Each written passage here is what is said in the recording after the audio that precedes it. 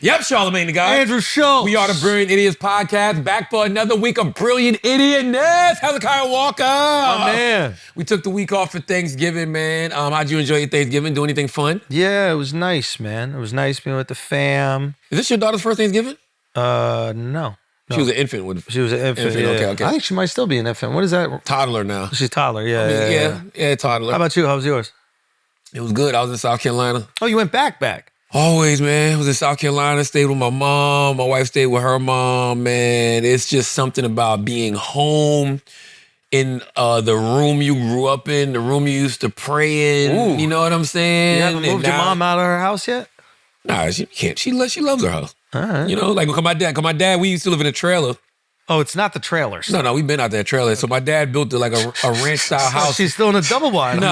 We've been out get your mom out the house. My dad built a ranch-style house way back in the day. So actually, I had some renovations done to it. It's so funny. There was things my dad didn't finish. That you got finished. That I actually paid him to finish it. You're the dad, you know what I'm saying? You're the dad of the house now. So like the upstairs attic, bathroom, stuff like that. Oh, you paid your dad to finish them? Yeah.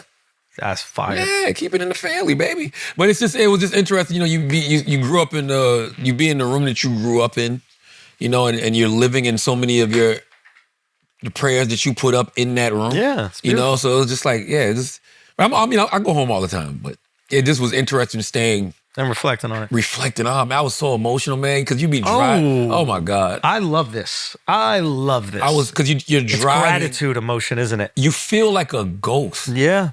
Like, you know how they talk about Ghost of Christmas Past and all of that shit? Like, when you're driving through, like, the neighborhood you grew up in, the town you grew up in, you got all of these different memories. Bro, yeah. You really feel like a ghost. You're like, yo, what happened to that kid? Yeah. That was sitting on that porch? He got touched by his aunt. That is very true. We've heard the story. Yo, that is so, man, nobody cares about my experience. Nobody cares about your experience because you made it too funny with the Jerry Curl juice. If you never said Jerry Curl juice, we would have taken it serious. Nobody cares about older women diddling little boys, yo. Yes, that is a problem, but more so when you make it so funny.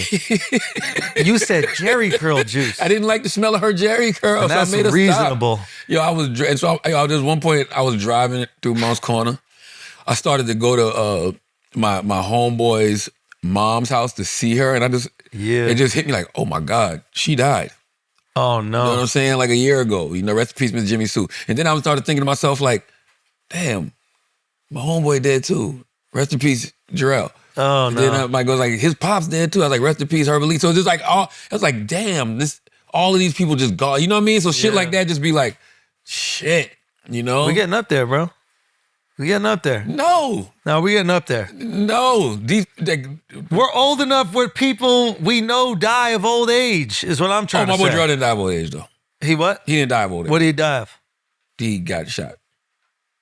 Yes, so he didn't die of old age. But my point is, all these people are gone regardless. Right. When you are just thinking about habits that you used to have when you were in the town, and you like, shit, like you can't even just pull up on them right now. Yeah, shit like that'll fuck with you a little. Do you try to show your kids, the places where you had memories and give them the tour? Man, my kids spoiled. I know they don't care. That's why I'm curious. My kids spoiled as fuck. My kids the type of kids be like, why is this house so small? Yeah.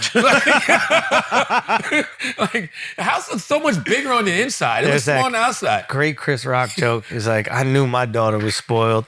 They were learning about the Four Seasons in school, and she raised her hand. She's like, "That's my favorite hotel." It's true though, man. Like, I'm not making this up. And it's not even the older one. It's the 10-year-old, the 7-year-old. Yeah. Like,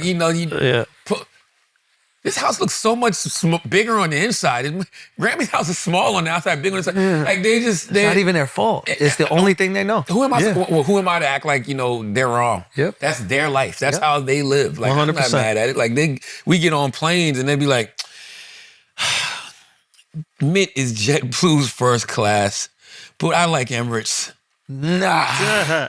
They shouldn't even know about Emirates. Why not? When are you taking them to the Emirates? What you mean? They done been to Africa 3-4 times, Dubai, like When I travel, I take my kids because I feel like that's one of the best ways for them to learn outside of like reading, right? That is like true. Outside of Being reading, able to travel with your oh my God, like it's unbelievable. And you realize how much information they retain as kids. Yeah. Like this is like my 17-year-old. I mean, she had more stamps on her passport than I ever had. But the 10-year-old, the 4-year-old, like they retain all that information. Like they've been to these places. Like it's a different conversation, and I love it. And who are we? Why should they see otherwise in life? Agreed. What are we doing all of this for? What are we doing all this If for? not to show our kids the finer things in life. 100%. 100%. Now, can we talk about something? Yes. Can we talk about how despite our best efforts,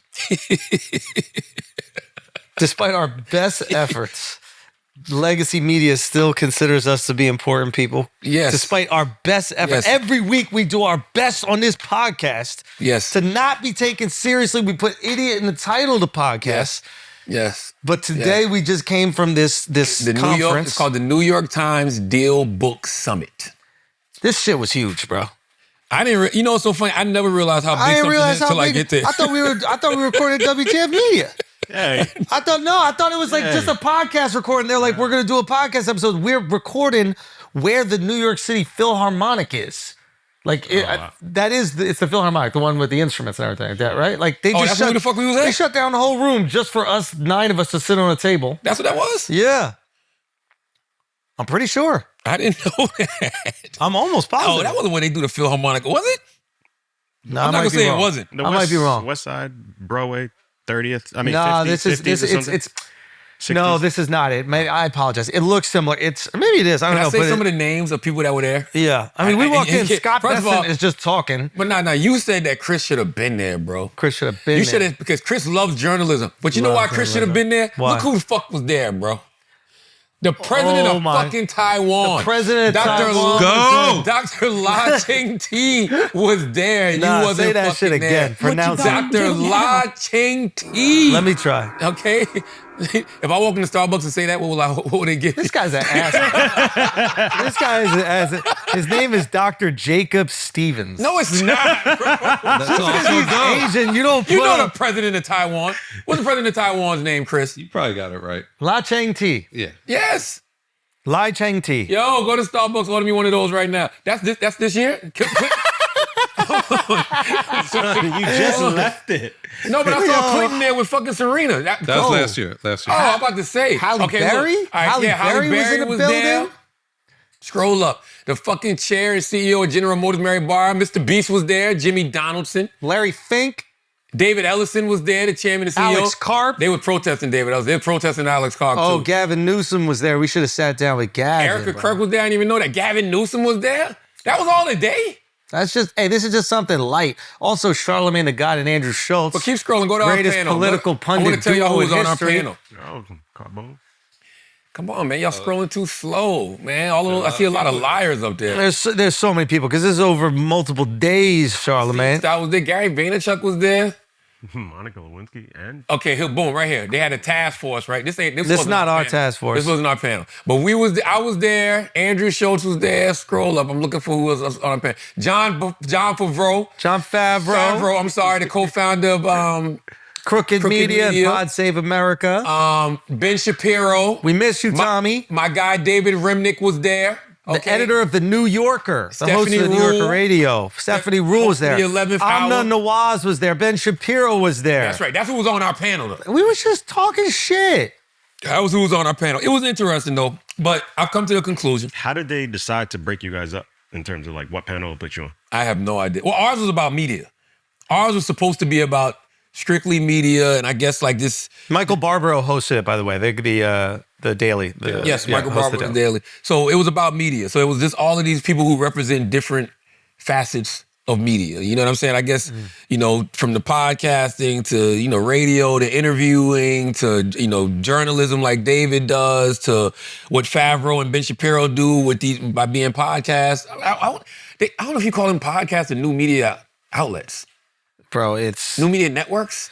the way I look at things now is like everything is a podcast. Podcast used to be a type of media, and now everything has been podcastified. So like every ESPN show is also available as a podcast. Yeah. Radio is also Breakfast Club, available as a podcast. So podcast is just what we call unscripted media. Now there's even scripted podcasts, but The View you could probably listen to as a podcast or watch as a podcast. So podcast is just what media is. If your now. content is not coming out in a podcast every day, you're behind the 8 ball dead. so far. Like, I don't even know what you're doing. But it was a great conversation, man. But what I realized is that legacy media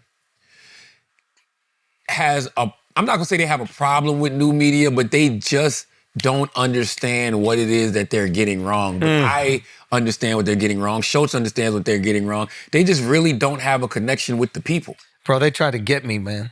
Oh, they jumped him. They jumped him. They jumped. Oh, they jumped him. Because I knew I was waiting the whole time. I was like, they literally had like a running clock, and there was 20 seconds left. And Barbara, who's a nice guy, Barbara was like, "Okay, Schulz, I have a question for you. I'd really like to get to." And and he like is prefacing it all like nice and sweet. And I'm like, "All right, here we go. I already know what it's gonna be." I'm like, at a certain point in time, they're like, "Why didn't you ask Trump the hardest questions? Yeah. Why didn't you do what we would have done?" Right? And he brings up this thing. He goes, on the podcast, Trump said that the Russian hoax was clearly hosted, it was fake, and that the Pulitzer Prize should be taken away from the media companies that covered it. And I guess I said afterward, like, I guess that would confirm if you gave them a Pulitzer Prize for the coverage that it was real when it was proven to be a hoax, right? And then we move on. And they're like, what do you think about that shit? And I'm like, I don't know. I'm like, I don't even know. This is why they invited him here. Yeah. This is why they invited you here. Oh, that's Schulz. why you're here. Yeah. They wanted to jump him. There's literally no more time on the clock, and they're like, oh no, they're going to give us a few more minutes. Oh, wow. There's a section of the interview, and maybe you would have thought this was dutiful in the moment. I'm not so sure I'd agree, where the president is describing the entire federal investigation into Russia as a hoax, made up by Hillary Clinton, These are made up by Nancy Pelosi. That's factual. That's not accurate. But then he goes further and he says that the Pulitzer Prize Committee should give the New York Times, should take back the Pulitzer it gave to the New York Times for its aggressive coverage of that investigation. And the Post.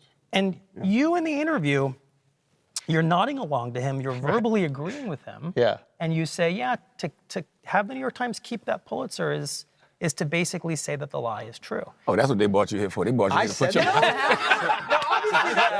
Anyway, so in that moment, and it was funny, like all the traditional media people on the panel, who are all very sweet, immediately jumped in on the conversation, and all the new media people kind of knew what it was, so they didn't. Like, so Shapiro or Favreau or Charlamagne were like, didn't really say anything about it. Right.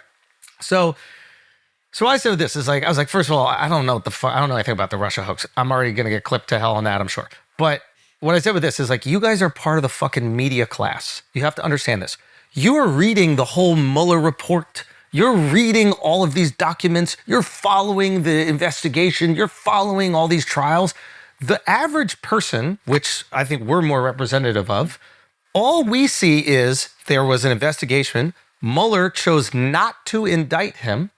When we hear they're not indicting somebody, we go, oh, there isn't enough to indict him, therefore nothing happened. And you know who told us that? Legacy fucking media.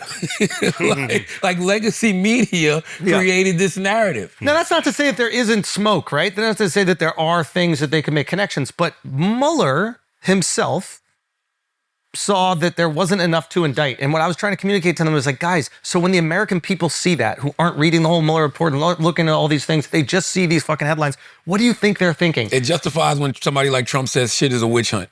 Exactly. And it justifies him when he says it's a hoax. Because if you're not willing to indict, then it's a fucking hoax. Well, they were willing to indict on other things. Yes, but I'm saying when you're not willing to do that. Even at Chris's point, you're right, but they didn't. And when you don't treat a problem like it's a problem, does it really look like a problem? They didn't because of the rule that a president is immune, is my understanding. I mean, a grand jury did indict him on some of the election stuff.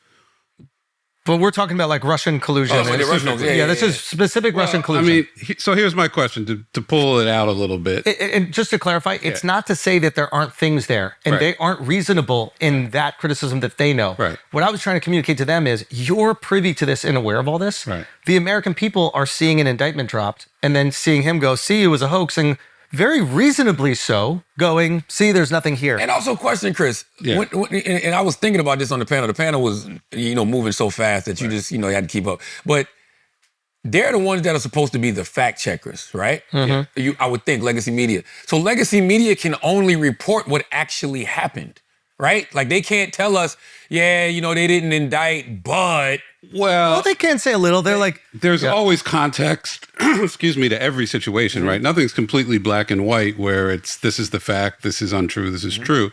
I guess my question is, I hear what you guys are saying. At the end of the day, you do want somebody who's going to read the Mueller report. You do want somebody who's going to report, essentially, that's what, which we don't do. That's what I said. First of all, I said, it's like, the point you said about SNL on the panel was great. That's what I said. I was like, guys, like, you guys are journalists. I'm not a journalist. I never claimed to be a fucking journalist. Right. It's like, I do a comedy podcast, right?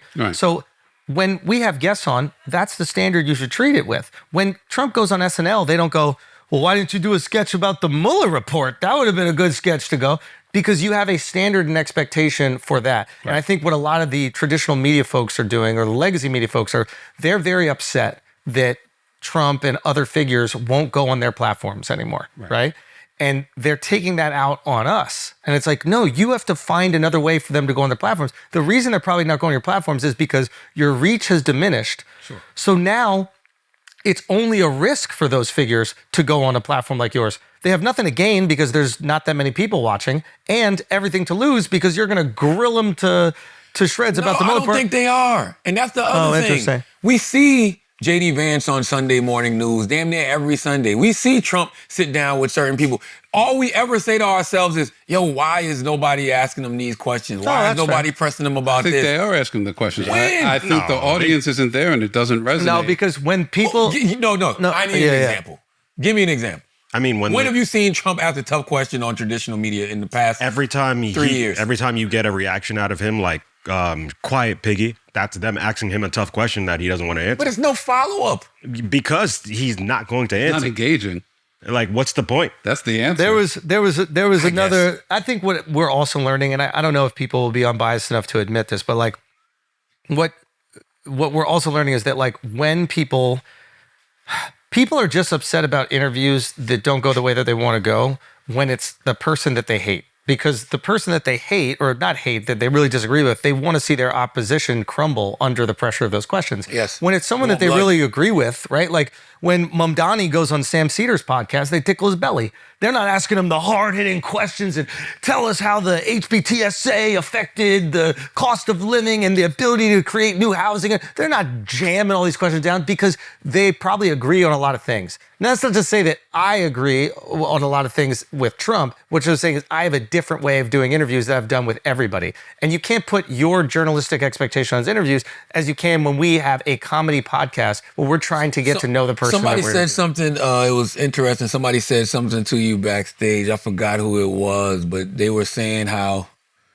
you were nice to Trump, but you were nice to Mamdani too, or some shit like that. Was it Ben we was talking to? I forgot who the fuck we was talking to. My point is, if you watch all the flagrant interviews pretty much have the same. Whoever comes on looks amazing. And that really bothers people when it's politicians because you never want to see the opposition look amazing.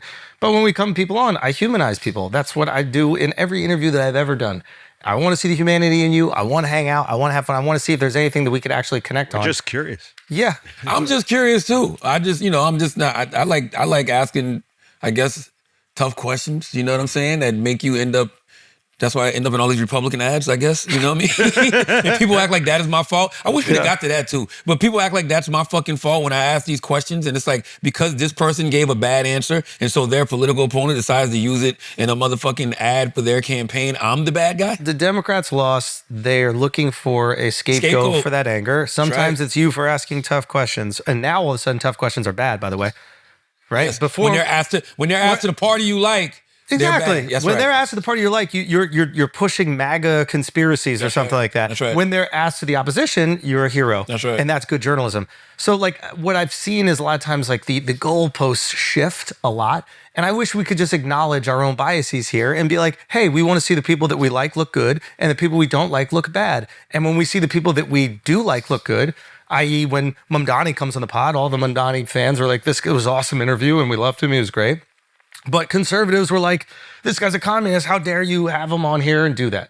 Like, let's just acknowledge our biases. It's Stop always acting like you have this journalistic integrity. None of you do. It's like when we bring, I used to always see that when we would bring any transgender on the show, any transgender, you would have people from the transgender community upset because they're like, that's not the right representation of us. And then you would have our regular listeners like, man, what is this shit you got on the radio, right? So actually, it's more of a detriment because Nobody's happy. our broader audience is like, what are you doing? That's why when Flame comes on, people like Flame because Flame isn't coming on to do anything but make you fucking laugh. Exactly. And to me, that is what humanizes people. Yes. And that's what they don't want when it's a political figure they don't like. When it's somebody You can't that humanize is it. threatening your existence, let's say. We're going to put it in the most hyperbolic terms, right? They're threatening your existence. I don't You want to use that type of language no more. All right, fine. And I'm going to tell you why, Chris, in a minute. Go ahead.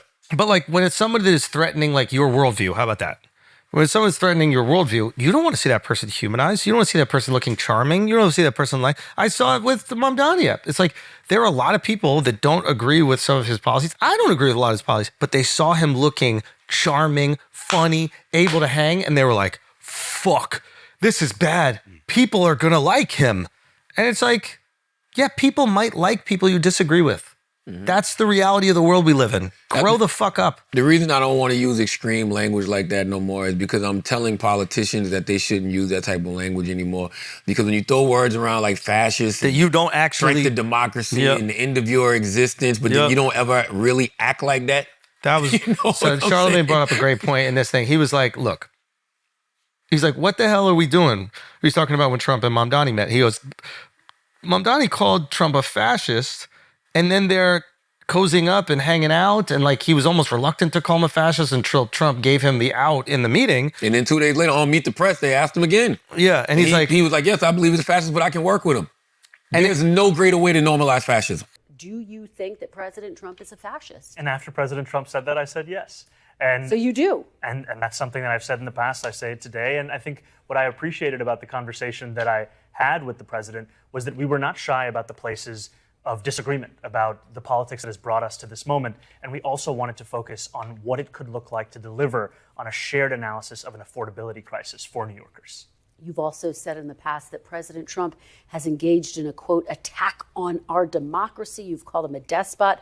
Do you still believe President Trump is a threat to the democracy?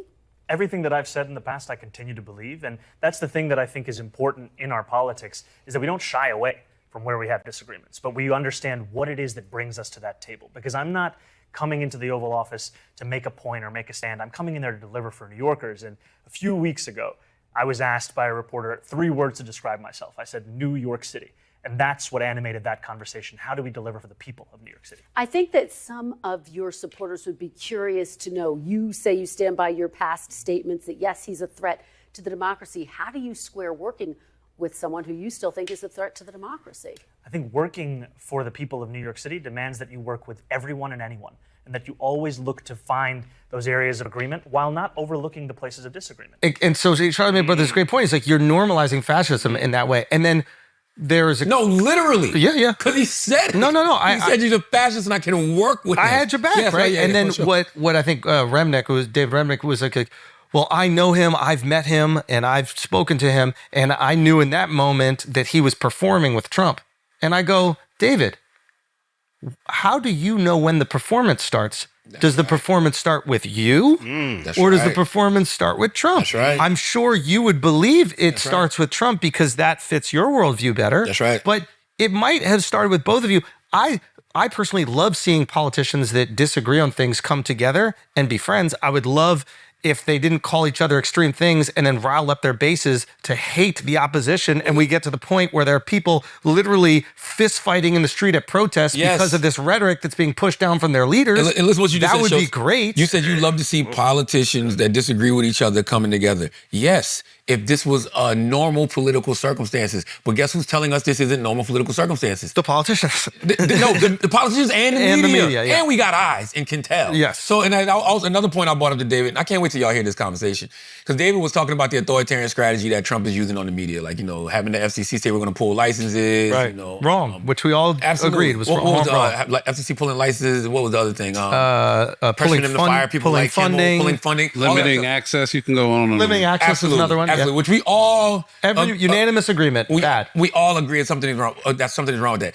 But you can't say that's authoritarian strategy, right? And try to ring the alarm on that, but then act like saying it's okay to work with a fascist is fine. So because what happens when The word has no meaning. As you say, Chris, they didn't start killing the Jews on day 1. They killed them on day 600. Right. So what happens when we get to day 100 and you've been trying to tell people what's been going on, but you've been using this language like fascist and authoritarian, but shit is really happening, and they're like, you cry Can I wolf. give you the counter? okay. Yes, And please. I agree with you.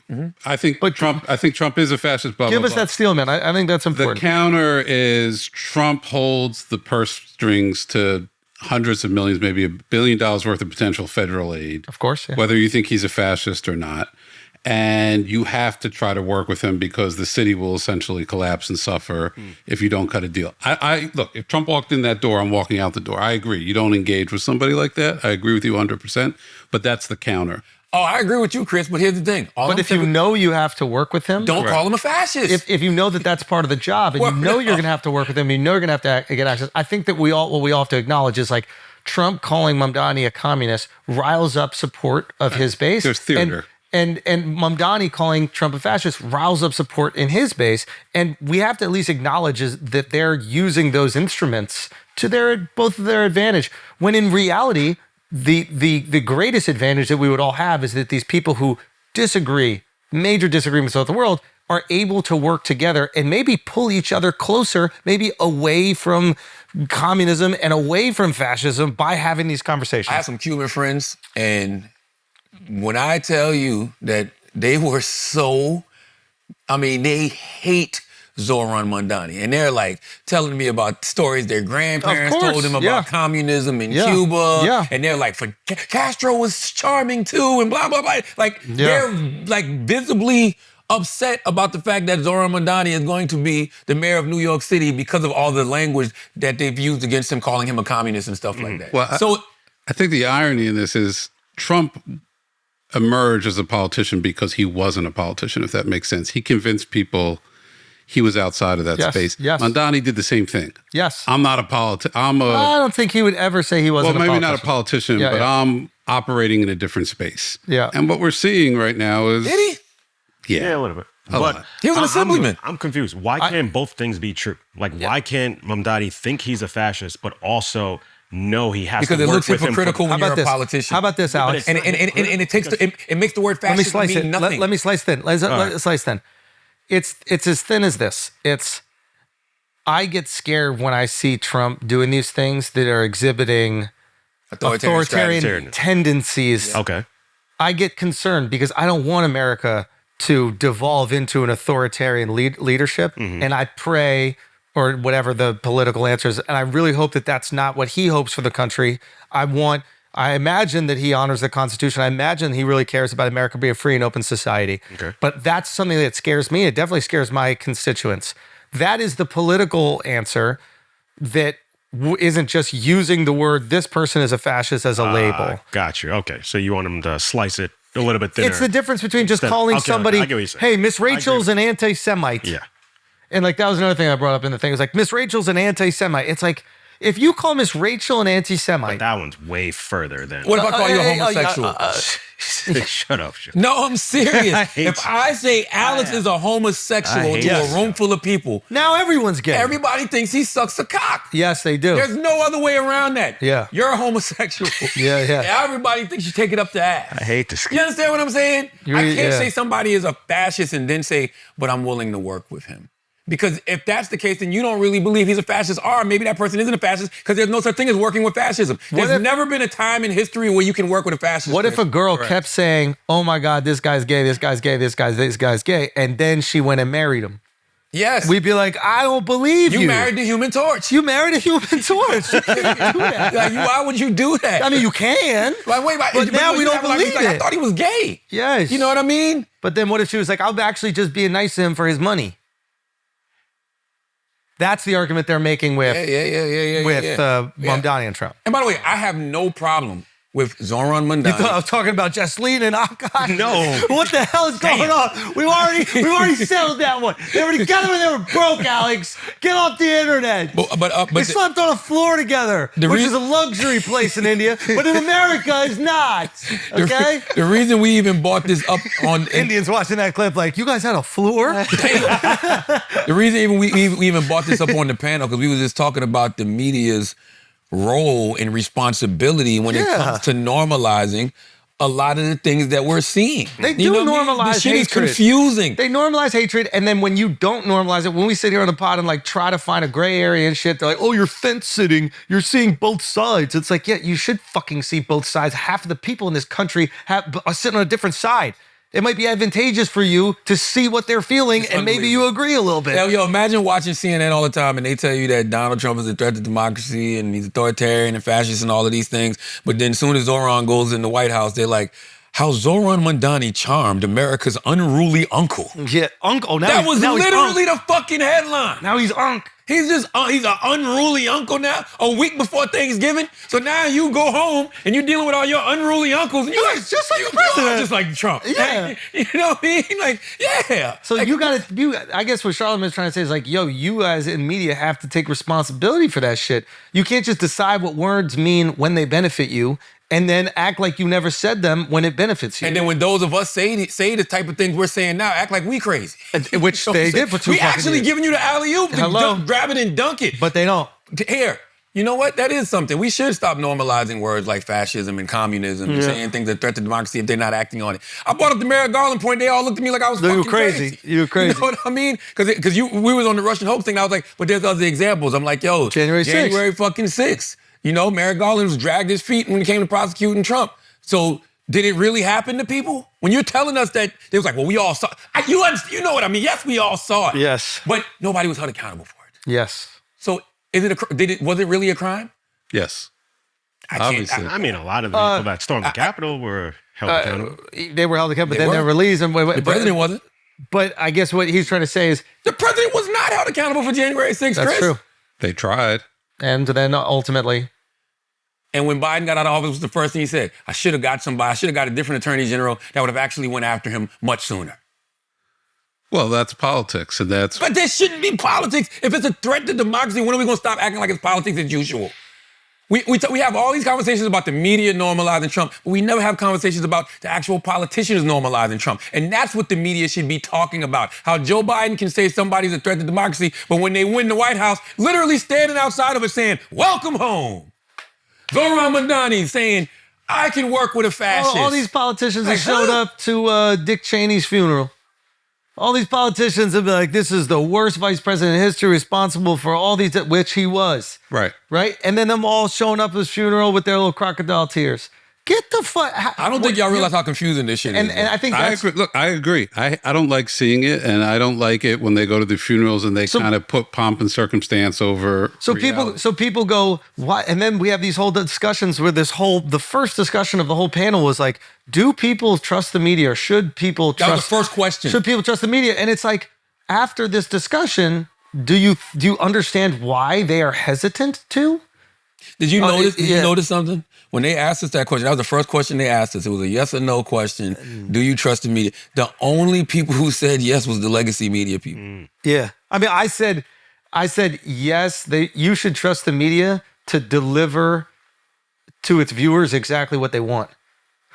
So trust them to be untrustworthy. I said broadly no. Yeah. But you should trust the people who earn your trust. Yes, which is, yeah. That's what I feel. So, what should the headline of CNN been when he went to the White House? Not motherfucking how Zoran Mandani charmed America's unruly uncle. What does that even? First of all, what does that even mean? Like, how do we? Like, everybody talks about Zoran playing Trump like a fiddle. We sat on this podcast, Brilliant Idiots, a few weeks ago, and what did we say? We said it would be advantageous for Donald Trump to play nice with Mandani. Stop giving Trump advice because he took it. Yeah, but that's my He point. did exactly what we said. We said on the pod. it. We said Right here. Donald Trump should play nice with Mandani because getting in his way just gives Mandani an excuse. An excuse. Any overreach from the federal government gives Mandani an excuse. Let Mandani fight it out with Albany, okay? You sit back, wish him the best, and see what happens. That's how do we know Trump didn't play Mandani? He's the one with the power. Yep. What the fuck, Mandani? Trump don't need Mandani. That's the other thing we were saying is like part of the discussion was like who are these media, because we were talking about Trump's authoritarian tendencies when it comes to media, right? And they're like, there are some media platforms that are trying to sell to a bigger conglomerate, and Trump can hold that up with the FCC. And then so what I said to that is I was like, Why is that my problem? Why is that? Word up. Why are you willing to sell the trust of your company down the river for a few bucks? If you care about information and news, don't do the sale. Yo, I bought up. You're trying to get rich. Yeah, and I said that. I said the personalities at these platforms, that's when you're supposed to ring the alarm and say, yo, this guy said he's going to take our license if, if we basically don't do his bidding. They're not going to approve this merger if we don't do their bidding. And then the panel started, the legacy media started talking about, well, the owners have to do business. Bob Iger is not just concerned about, Too bad. ABC is concerned about Disney. What? That's not our fault. If there are corporate interests and financial interests in media, they're going to want a return on that investment. Just like anything else, you invest in a building, you hope to sell it for more one day, right? So when we know that that exists and that's part of the system, it's not wrong for the American people to look at it through that lens, right? If we know that the pharmaceutical industry is pumping tons of ads into whatever program 100%. And they're not going to report on anything bad about the pharmaceutical industry, it's no question why we might have a little bit of distrust for that network. But that's also why it's actually complicated. Right? When people kept looking at the Jimmy Kimmel situation, it wasn't just about Jimmy Kimmel. Bob Iger has to worry about the NFL and ESPN and the massive book of business he has in front of the FCC chair. Yeah. I'm just going to, I hear you. So the answer to why should we trust the media should be a resounding no, based off everything I'm hearing. Can I make Right? Like that. Can we also just stop saying the media? Correct. I You think it's too much of an umbrella term? Well, okay, It's too broad. Like, we're all in the media, but we all don't do the same thing. So you're basically telling us y'all are still putting business over the truth. People, over the And the truth, over the trust. Constitution. So don't be surprised when they don't trust you. Over the trust of the people. Don't be surprised when they don't trust you. Come on, man. It's that simple. What are we talking about here? Yo? It's like, to me, it's very simple. The media company goes, we would love to make this merger, we would make a lot of money, but we were going to have to fold on our journalistic convictions in order to do so because Trump was putting pressure. So we can't do it. We just refuse to do it. Yes. Guess who we're going to trust? That fucking platform. That's right. Listen, I think it was Barack Obama who said it. Barack Obama was like, yo, some of the institutions just got to stand up. Yeah. Ain't nobody standing up. They on their knees. Mm-hmm. So what are we, the people, supposed to do? You want us to trust the people we see standing in front of Alex? CBS. Kneeling in front of Alex. Alex got his hand on the back of their neck. And we supposed to trust them? We can't trust them. You know what I'm saying? Can't trust them. That's it. You're not willing to fight for yourself. Why are we fighting for you? Well, I don't know if that's the conversation. We're fighting because we're having our own conversations on our own platforms. I guess what we're saying is legacy media wonders why people are tuned into other outlets now. I meant like more the Harvard dude, like the Harvard Summers or whatever like that. Like if this guy is stepping down, but he didn't do anything, he's stepping down because his connections with Harvey, but like he truly didn't do anything. He was trying to hook up with a 26-year-old girl or something like that. If you are not even going to fight for yourself, don't expect us to fight for you. It's that simple. If you are not willing to fight for you, why are we going to fight for you? If you fight for yourself, let's get behind you. Let's show how this is unfair and that you're not even indicted. You're not even involved in this case at all. And you shouldn't have anything stripped from you. And I think it's a cop-out when they just try to say people are stupid. You know what I'm saying? People are just dumb. It's like, no, actually the way y'all report the news is actually dumb. Because nobody's keeping an agenda on these networks. Favreau had a great point because what was the young lady's name? No, Favreau. Remember we were talking about that. He was like, I think that you're belittling the intelligence of the viewer. Yes. Like he goes, when a viewer tunes into Ben's show or tunes into our show, they're aware of what they're tuning into. That's right. The assumption from the legacy media is like, people don't know anything and then they turn on the pod with Trump and then it's like, no, they're aware that they turn on Flagrant to comedy podcasts. They're aware when we're doing this show here that we're just fucking around busting balls. They're aware. And they're aware when they tune into Ben that he's going to be incredibly sympathetic to conservative values. Obviously, super supportive of Israel. They're aware of that. They're not stupid. And I thought that was a great point. Because I think that the legacy people were more like, these people are being tricked and manipulated. And it's like, they're fully, a lot of these people are very informed. Very, very, very, very informed. They actually just probably either want to see another side or they're just tuning in to his latest shit. Yeah. Maybe. Well, Amna had a good point too. I can't remember what she said. What Amna say? What was we talking about right before that? It was. By the way, that's another reason I can't really be doing these panels and shit. Because it's so much. Man, I be fucking forgetting so fast. Like, Me that too. shit be moving so motherfucking fast. Like, hold on, what happened? Hold on, 9 that was a good different point. ideas. Oh, I want to reply to that. Wait, whoa, but you know what? That was a good point too. Yeah. What was we talking about right before that? It was the intelligence of the people, and we can't. You're assuming that these people are unaware of what they're watching. I don't remember. I don't even know why I'm sitting there trying. Guys, take a break for a second.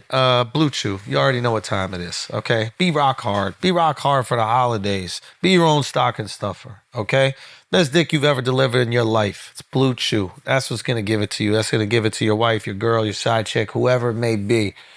It's Blue Chew, okay? You can get your first month free. All you got to do is pay $5 shipping. You get a month of free dick, $5 shipping. Give the gift that keeps on giving. You go to bluechew.com, use that promo code IDIOTS. You can get your first month free. All you got to do is pay $5 shipping. You are welcome. Let's get back to the show and do some Ask an Idiot. What else we got, Alex? What else going on in the world, What else man? is going on in the world, guys? Chris got it. What do we got? Oh, my God. Kids don't need to read. Jesus Christ. Oh, boy. Oh, before we click on that, I just saw a headline that said J-Lo still got it. Before we get to Juelz Santana, because you just click on J-Lo still got it. You don't even got to click on it. We know that's true. I know, but I just want to see more. Like, this is just more evidence that J-Lo still got it. But I haven't seen this picture. But just the fact that link was there. Oh, yeah. Salute to J-Lo. 56 years old. God bless, man. God bless. Wow. J-Lo has defied every single stereotype of Latino women, yeah. Yeah, because, oh my. Cake, you know. Did you just glitch? No. Listen, I'm trying to be respectful. Like, how old is she? She's 60? 56 years old. 56 years old. She's in absolutely remarkable shape. I just think it's funny, like, the booty standards, because back in the day, J-Lo had the biggest ass that white people had ever seen. Which is crazy. I never thought that. And exactly, that's why I said white people No, ever she seen. lost a little bit of it. But she lost a little cake. Yeah. Nah, she the never booty had not there like she it used to be. Yes. Not the way mainstream America made J-Lo's cheeks wasn't like. I think that's also fair. Yeah. True. But we white people never seen anything like that. That was a different thing. Really? Yeah, I mean, like, New Yorkers, yes, of course. But, like, imagine a white kid who grew up in the suburbs, a lot of flat asses. They don't even know about glute exercises. Deadlifts, none of that shit. And then they always had J-Lo across from a white dude. So they're like, oh, shit, she's taking out men. It was her and Carson Daly. Carson can't back that up. Carson had cheeks? No, he didn't have no cheeks, so you're comparing it. Why? What do you mean? When J-Lo was on TRL? Right next to him. Oh, got you. All right, so it's a phenomenal butt. I just got to say, a 56-year-old with a butt like that is absolutely sensational. We can only all hope and pray. And let's also be clear, J-Lo is aging phenomenally for any race. But the fact that she's Latino, I think you need to put a little more emphasis on this. We need to study some of her DNA, bro. This is like some Henrietta Lacks. Like, we need to know what the hell is going on. Like, we need to take a little bit of J-Lo's DNA and see if we can mutate this to create some type of anti-aging drug, bro. Because the way she is defying Latino stereotypes. See, intact. White women always get the freaking, they expire quickly, they age like milk, blah, blah, blah, this and that. Latinos, No, Latinos is after the kid. It's the balloon animal. Spreading. You know what I'm saying? They got to buy two seats on Southwest. Yeah, it's big. We know this, though. Like, it's okay. We know that they get big. That's been a thing. They put their whole body and existence into their children.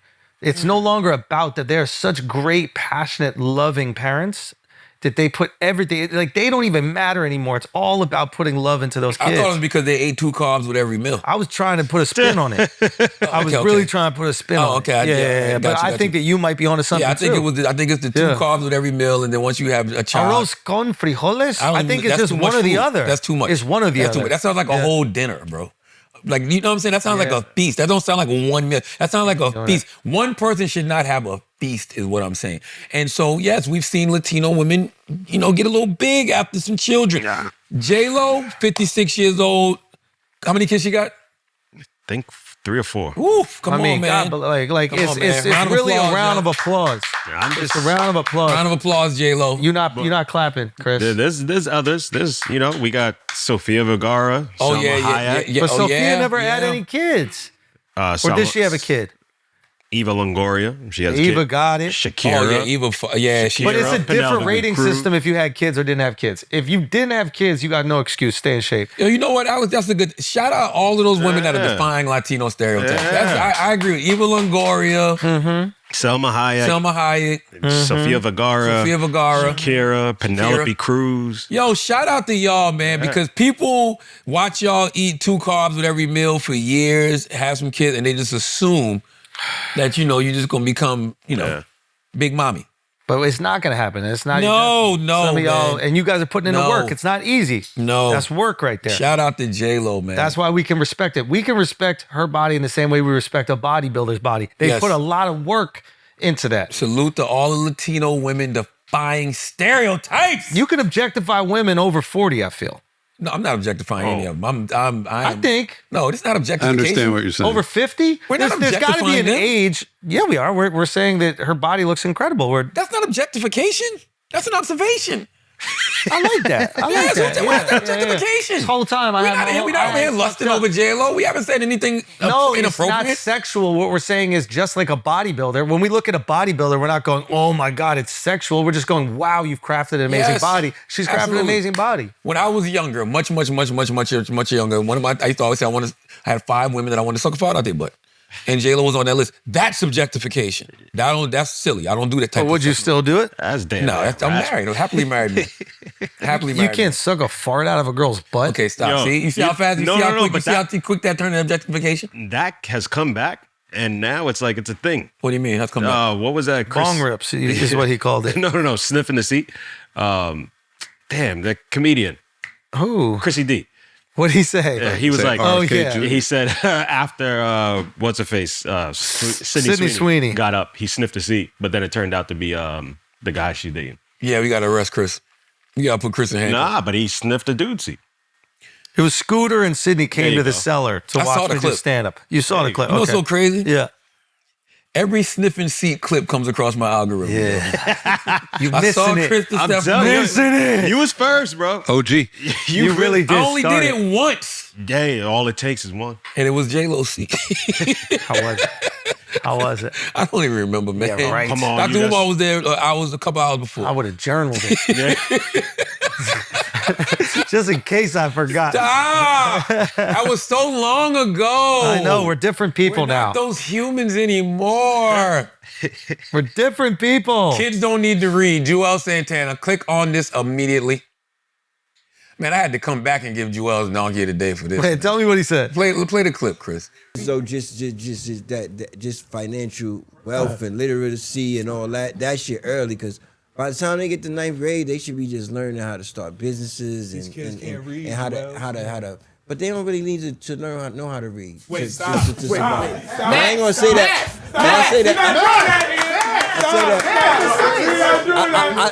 I say that respectfully. I'm not saying that in a way to be literate, because you're not supposed to be illiterate, but you can. What's more important, reading or math? Math. Told you. Math. I think you could listen to a book on YouTube. You can still obtain the information. You don't have to know how to read. That's not reading and understanding. I believe common sense is better than everything. I'm a common sense nigga. I'd rather have 0 book smarts and common sense, be able to read the room, be able to read life, be able to read people. I try to understand people, understand, you know what I'm saying? Like, nowadays, you can listen to a book. I just listen to the 48 Laws of Power. Not to, you gotta read your contract, Els. You don't have to understand. You can listen to that too. They got apps you can put it in and it'll read it to you. Are you crazy? Huh? It probably will. AI will now. That's what I'm saying. That's how freaky it is. You don't have to read. Shit got to be told to you. It'll be so. I'm not saying that in a bad way. Like you don't need to know how to read. At a restaurant. Floyd Mayweather don't read that shit at a restaurant. I'm saying that you just gotta know what you like. You ain't gotta read the restaurant. You can just say, "What is this? A steak joint? I want steak, nigga. I want. What y'all steak come with? What y'all got? When the waiter come, reading way more important. When the waiter come, you be like, "What come?" Here's the thing, man. And by the way, I even understand what they're trying to say, but they're just wrong. You have to read, and I think that they're conflating a few different things, right? They're saying people who know how to read, right? Which is one thing, and people who actually do read. There's a difference. There's some people who don't know how to read, right? And there's some people who don't like to read. I know how to read and I like to read. And when he talked about math and financial literacy are two different things, bro. Math is how numbers work. Financial literacy is how money works. But in order to understand everything I just said, you have to read more. Because you'll have better comprehension skills, you'll have better understanding skills. You know what I'm saying? It gives you a better vocabulary. That's something that you should want as a rapper. You know what I mean? Like, I didn't understand any of this conversation when they were talking about not knowing. I don't know what they were saying. I don't know if they were saying they don't know how to read or they don't want to read. Like, what was it? I'm assuming they're joking. I imagine it's like, here's a crazy hot take, and then just Nah, come on, bro. See, you giving people the benefit of the doubt again. You see, no. Here's a way to put it. He said, I'd rather be able to read a room than read a book, right? Which I get. But the point is, the more books you read, the better you read a room. Rooms you can read. Absolutely. Because you understand more people, you have more context, you have more information. One of the best books to read, he mentioned 48 Laws of Power by Robert Greene. Read the Laws of Human Nature by Robert Greene. If you really want to know how, to read a room. When I say things like smart people learn from their own mistakes, wise people learn from the mistakes of others, that comes from reading what has happened, throughout history to different people in different circumstances. That's how you can see something and be like, I don't think I should do that because I remember when I read that such and such did this and then that happened, so maybe I should stay away from that. Yeah, I see that 100%. And maybe I take that. I don't take anything personal, but as a person who not only enjoys reading, but literally has a book publishing imprint with Simon & Schuster. It means a lot to you. Yes, I'm from South Carolina, where the first anti-literacy laws were even fucking created. Does Juelz have kids? Oh yeah, there's no way he's letting his kids not know how to read. Like, there's just no way. I think he's being silly here, and he's on a fucking podcast that's geared towards having a good time, hanging and joking, and they're just saying a crazy hot take and then defending it. That's what I assume is happening. You guys think that they're actually making the argument to? It's a real scenario where people are now like, why do I need these certain skills? Because my phone and AI and all these different tools can essentially do things for me. That's real. Yeah. You don't want to work out your brain? No, you should. Like, that's what reading does. Crossword puzzles, all of that stuff works out your brain. Like, it's like working out your fucking muscles in your body. Like, pick up a book, read it. You know what I'm saying? Like, sharpen your skills a little bit when it comes to your mind, especially the older you get. Because, boy, that cognitive decline is real, especially nowadays, because we're half-ass taking in so much information. Can you talk on that for a second? Meaning, like, we could be sitting here having a conversation, and I might reach for my phone. And I am listening to you. But I'm also trying to go through my phone. My brain is like, what the fuck are you doing? So it's like, how much shit are we actually remembering because it's not making it into that long-term memory? Well, I guess long-term memory is you just need to continue doing over time. But again, this half listening, half reading something, half taking in a headline, there's so much half enjoying the moment. Think about that. Speak on it. Half enjoying the moment. Think about how many great experiences we've all probably experienced over the last decade. But now we're just doing this. It kills me. Man. Now we're doing this. Man. Every concert is phones. Man. Videotaping a concert that you're at. Man. Yeah, I bet you can go back and listen to this podcast 13 years ago and we had stories just off the top of the brain about stuff that we just experienced. Now that shit take a lot. Yeah. That shit take a lot to remember. Yeah. You know what I mean? And I was thinking about that shit the other day. I was like, yo, I be wondering, do I take a lot of things for granted just because this has been our life for so long? You know? What do you mean? Imagine. Well, I was using it in particular with last week. Last week I went from I was home in Monk's Corner. I was at my homegirl Chris Kalen. She had her Princess Diaries live podcast. And I went home and did that because that's home team. You know what I'm saying? Chris is a really dope media personality from South Carolina. Heard her on the radio a few years ago. Thought she sounded real dope and just, put my arm around her. Like, help her when I can. And so she does this thing called the Princess Diaries live podcast. So I was there for that. Me and Cartier Brown. Cartier Brown has a show on the Food Network. Cookbooks. She's got a restaurant in the Charleston airport. Like, she's a big deal. And my homegirl AJ from the We Talk Back podcast. You can subscribe to on the Black Effect Podcast Network. So I went from that to flying to Atlanta to be with John Hope Bryan at the Operation Hope, event that he does. And it was me, I interviewed Byron Allen on stage. Then I interviewed Stephen A. Smith, Byron Allen, and Sarah Jakes Roberts. Then I fly back to New York to do Breakfast Club. And then we go do this panel today. You know what I'm saying? Crazy. But it's just like. Crazy. I ain't gonna remember none of this shit Friday. One of these things would have been the biggest thing in your year. You see what I'm saying? Yeah. I'm not gonna remember none of this shit Friday. And I'm gonna be sitting around probably texting with Schulz and be like, yo, somebody told me that they was on a panel, and they was talking to Stephanie Rowe, and Schulz would be like, that was us. I'm like, oh shit, I'm not even, like, that's literally, we do so much shit. Yeah. So he had to remind you on the thread that was even happening today. Yeah, he was like, yo, you want to do Brilliant Idiots in the morning Wednesday? I was like, bro, we got this New York Times thing. He's like, oh yeah, we could do it after that. That's crazy. And you know what's so crazy about that? My assistant had just sent me the text and it was like, wow, you got to do the, but she didn't say New York Times. She said whatever the name of it was, the Dealbook Summit thing tomorrow. So my mind didn't even connect the dots. But your body, you see what I'm saying? Telling you yes. You see what the fuck I'm saying? But you know another thing? And I said this Saturday, Saturday we was out was it Saturday? In South Carolina? I was in South Carolina.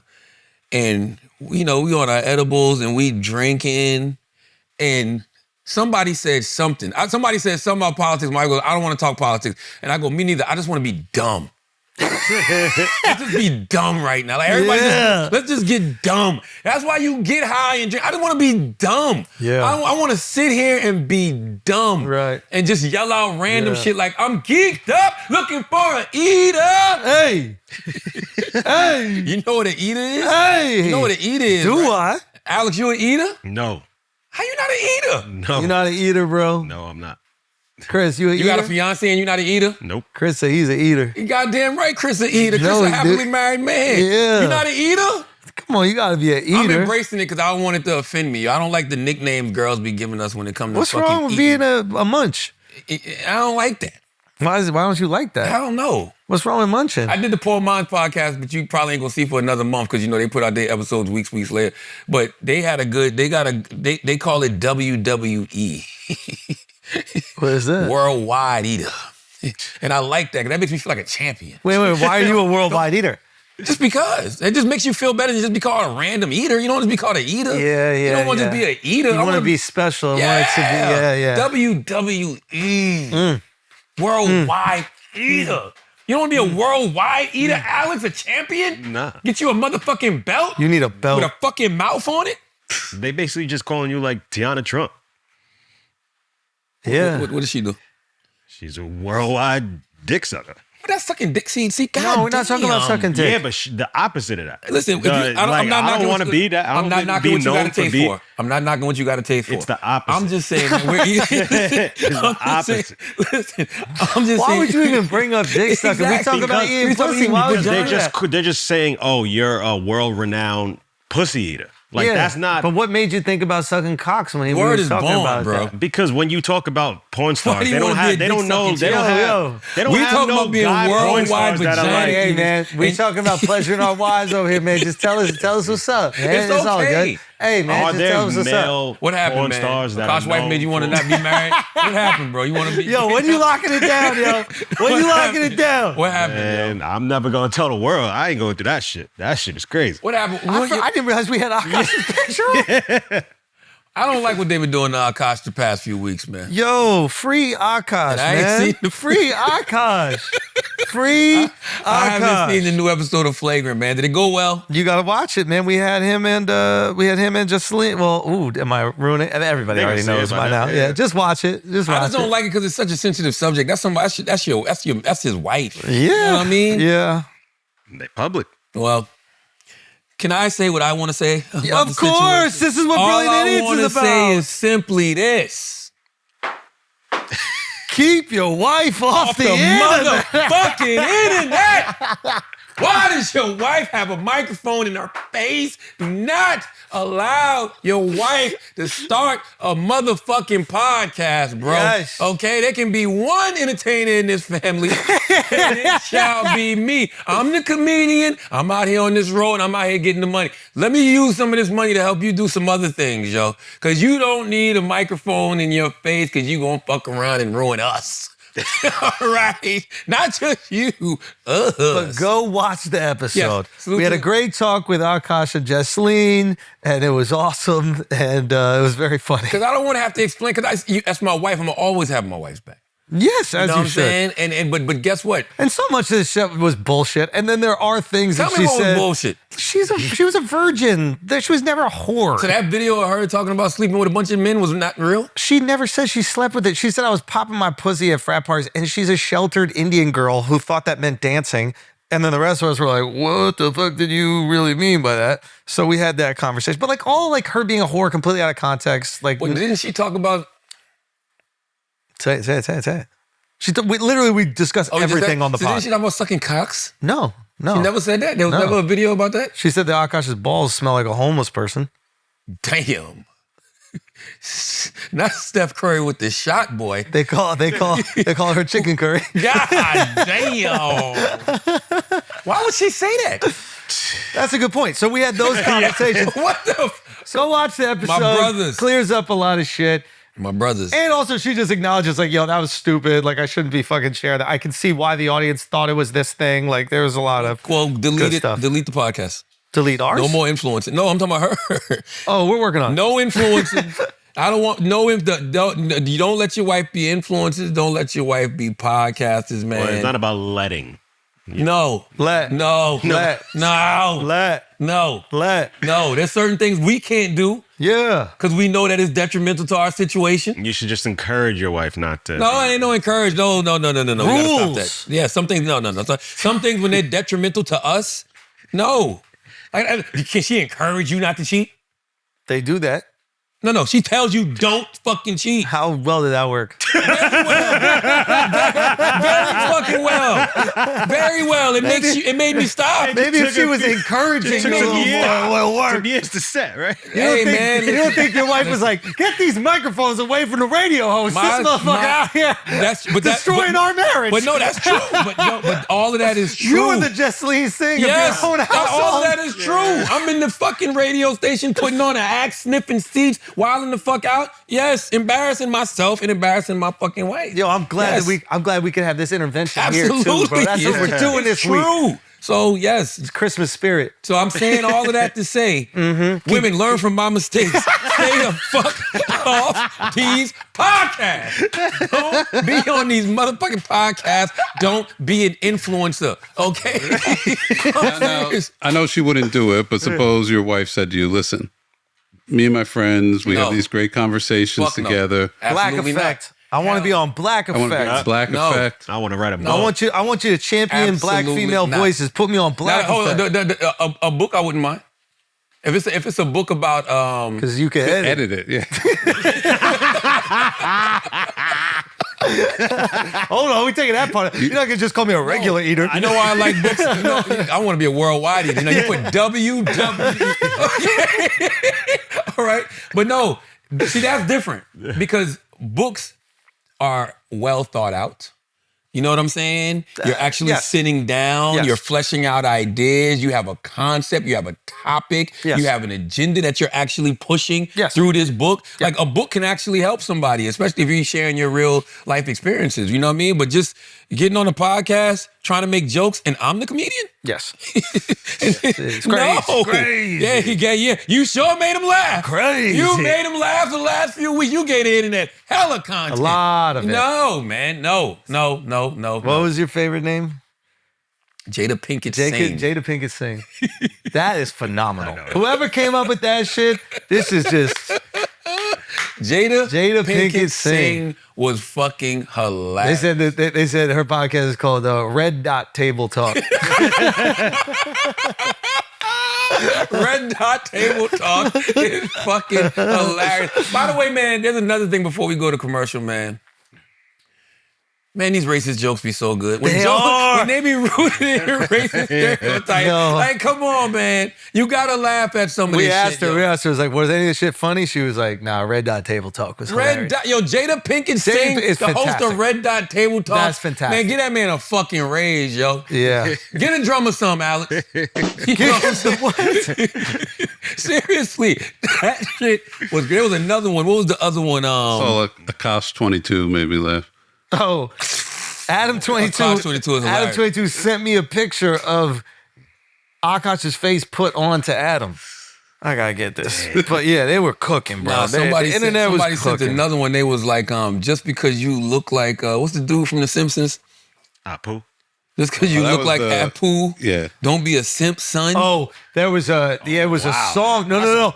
There was a song that was done, and then somebody said like that we took down the song, which is absolutely bullshit. We've never done that ever. But like, and one of the bars was, God, look at this shit. One of the bars was, just because you want to be Apu doesn't mean you have to be a simp, son. Damn, that's a bar. Damn. I think the guy's name is Crack Amico. Yes, Crack Amico. Oh, yeah, he makes a bunch of. Yeah, he does a lot of like roasty rap songs in the. Do we want to? No, I don't know if we're going to play. Sorry, Craig. I don't think we're going to play the whole thing right here. Don't want to watch it so bad, though. Nah, don't. I mean, I'm going to be honest with you, man. It's hard for me to watch people I know go through this kind of shit, yo. Yeah, even though I know it comes with the territory. Yeah. It's just like, no. This was the whole internet, and it was fucking them. And it's your married. Cool. I mean, I get it comes with the territory. I get it. I don't like to see it. No, it's horrible. Especially when, I can't get no jokes in. You know what I mean? Like, at least, Yo, this motherfucker, bro. Yo, you are evil. So everybody gonna have fun with us. Everybody can have fun with us. Everybody gonna have fun with us. That's what's gonna happen. I see how it is. Yeah. I'm texting y'all like, yo, Akaash good, yo. Akaash good, yo. I had a lot of people reach out. That's how I knew it was getting fucked up when like people that are not connected to this at all were messaging me, yo, is Akaash okay? Bruh. This is the first Thanksgiving I had that didn't end in an argument because 3 hours was just talking about that whole situation. Really? Yeah. Because it's just like the situation got its own like reality. And then once it takes its own reality. You know how when you realize it's dumb? You realize it's dumb when you're sitting around trying to explain it to somebody else. Because we even at the panel today, you got all of these distinguished journalists. Oh, yeah. Who just know they've been hearing something. So they're like, these are the most refined journalists in America all sitting around. And I'm just like, all right, so here's what actually happened. And we just, the editor of the New Yorker. Wait, that came up at the panel? Before the panel. Damn. And I'm listening to this show talk, so I'm like, oh, so wait, she wasn't talking about sleeping with other guys? Exactly. And Andrew was like, no, she just is saying she popped that pussy. And Stephanie goes, pop that pussy? I don't think, pop that pussy. Like, I don't think that's something I should say. It's like, you see why things start to like get their own reality because the shit happens with us every single fucking week, right? So, but it is, you do really feel for somebody when it's their wife. I know they put their relationship out there and that's fucking dumb. Don't do that, but. And I respect that he addressed it, you know what I'm saying? Because we're always going to address it. I don't give a fuck. Stephen A. Smith, when I was on the panel with Stephen A. Smith this week, man, it was funny because Stephen A. Smith said, he's on every day. He's on every day for First Take. He's on his podcast every day, but he doesn't address, everything that people say about him. And I'm like, bullshit. Man, Stephen, come on. But here's the point. He was like, I addressed about 2% of what people actually say about me. Yeah. And he was like, I only address it when it benefits me. Yeah, okay. And it's right, and it's true. Yeah. But think about it. Shows if we addressed 100%. No, we never have a podcast. If we addressed 100% of what people say about us. But we all only address 2%. I barely address that. I'm like Stephen A. I address it when I think it's beneficial for me to address. Or when it's so big you can't ignore it. Like this is one of those things where it was just so big you can't ignore it. Like us just pretending to have a podcast talking about like, oh, the boats in Venezuela. Like we all really want to know. It depends. Because for me, it's like if I've already addressed it the way I want to address it. Let me ask you a question. What was a more precise targeted strike? The boats in Venezuela? Or what? I don't want to say it. I wouldn't say it, but I was not going to say it. Or what? You going to say Akaash's wife's dot? God damn, bro. What? No, I wasn't going to say the God. What? She doesn't have that. Oh, she don't? No. Oh. I didn't know. I didn't fucking know. I just assume. I just never paid no attention. It's one of those things like you don't really pay no attention. If somebody tells you it's there, it's like the Mandela effect. Like, she don't. Don't do that. Don't fucking do that. Is it Berenstein Bears or Bernstein Bears? Oh my God, let's pay some bills, man. Let's do it. What we got today, Chris? All right, guys, let's take a break for a second. I saw this ad on Instagram for the perfect jean, making some extreme claims right here. The most comfortable jeans ever, like fits your body perfectly, stretches for days. I figured it was nonsense, but my year-old jeans had holes. I need some new clothes, jeans, tees, work pants, you know the drill. So I decided to try them out. I get them quickly, threw them on. I'm shocked, okay? The jeans, they're soft, they're stretchy, the fit is perfect. The tees were a revelation. I looked 5 years younger, felt 10 years better, okay? Now here I am. You make the cheeks look good? Make the cheeks look fantastic. The cheeks were looking fantastic. I'm a converted skeptic and preaching on our pod for folks to get themselves some perfect jeans because they're literally perfect. No more sucking in the gut during the button/zipper battle. No more chafing. No more flat ass or otherwise unflattering fits. I'm usually hard to fit, but they have waists from 26 to 50, lengths from 26 to 38. So tried a couple sizes. One was perfect. I easily exchanged the other right on their site. The stretch makes the jeans forgiving, slightly helps enhance that ass. Trying to tease Alex.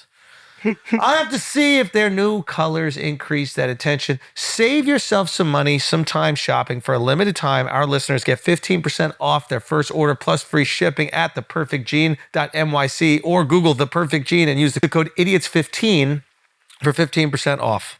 However you get there, be sure to use the code IDIOTS15 at checkout to save 15% site-wide and stay perfect. The Perfect Jean always has free shipping, exchanges, and returns. You can have peace of mind knowing that your order is completely risk-free. It's time to stop crushing your balls in uncomfortable jeans by going to theperfectjean.nyc. Our listeners get 15% off your first order plus free shipping, free returns, and free exchanges when you use the code IDIOTS15 at checkout. That's 15% off. For our new customers at theperfectjean.nyc with the promo code IDIOTS15, after you purchase, they'll ask you where you heard about them. Please support our show and tell them we sent you. Fuck your khakis. Get the perfect jean. Now let's get back to the show. All right, let's get back to the show. We got church announcements. Hey! Church announcements. Rhode Island, March, I think it's 28th. I'm going to be there. The Rhode Island Comedy Festival. And I will see you out there. It was a city that we did not go to last tour, but we'll see you there. All new material. I'll see you there in March. You can get tickets at theandrewschulz.com. Boom. Alex, you got church announcements? So I have a show. It's called AM Mornings. Okay. And so it's a play off of things that exist now, like radio, where you have people who call in for whatever topic you have, but just a new age take on it. Everybody has to show their face. Because I just hate the fact that people are online and you either have bots or you just have people being super polarizing. And I think we're all more alike than we care to believe. And so, yeah, my show, AM Mornings, you call in every Sunday, 11 a.m. That's my show. Dope. Yeah. Dope. It's fun. I've been doing it a couple practice episodes. We're up to like 300 people signed up right now. It's like, it's moving. On what platform? Patreon. Oh, okay. Yeah. Dope. Congratulations, brother. Thank you. My church announcements, make sure you go out there and pre-order Arsenio Hall's new memoir, Arsenio. It'll be out next year via Black Privilege Publishing, my book in print. Go out there and pre-order 2 Chainz, The Voice in My Head is God. That'll be out next year as well.